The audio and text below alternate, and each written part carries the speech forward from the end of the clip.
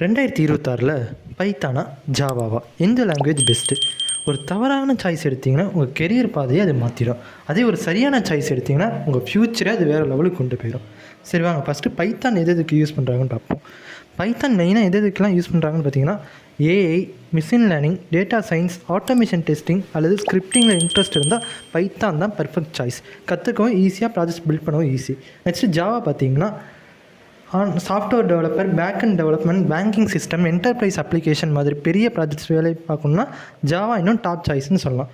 பல பெரிய ஐடி நிறுவனங்கள் ஜாவா டெவலப்பர்ஸை தொடர்ந்து ஹையர் பண்ணிக்கிட்டே தான் இருக்காங்க.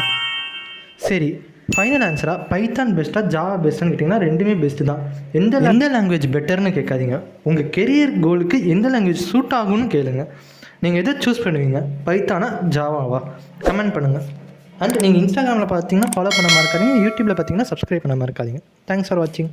உங்களுக்கு எந்த லாங்குவேஜ் பிடிக்குன்னு சொல்லுங்கள், அதில் ஒரு சீரிஸாக மேக் பண்ணி போடலாம். லைக் பைத்தானில் ஏஎம்எல் இந்த மாதிரி உங்களுக்கு எதுவோ அதை சொன்னீங்கனாலும் அதில் ஒரு சீரிஸ் மேக் பண்ணி போடலாம். இல்லாட்டி ஜாவானாலும் ஜாவாவில் ஒரு சீரிஸ், சாஃப்ட்வேர் டெவலப்மெண்ட் அதெல்லாம் பற்றி ஒரு சீரிஸ் மேக் பண்ணி போடலாம். ஸோ மறக்காமல் கமெண்ட் பண்ணுங்கள், பைத்தானா ஜாவாவான்னு அதில் நம்ம சீரிஸ் மேக் பண்ணி போடலாம். தேங்க்ஸ் ஃபார் வாட்சிங்.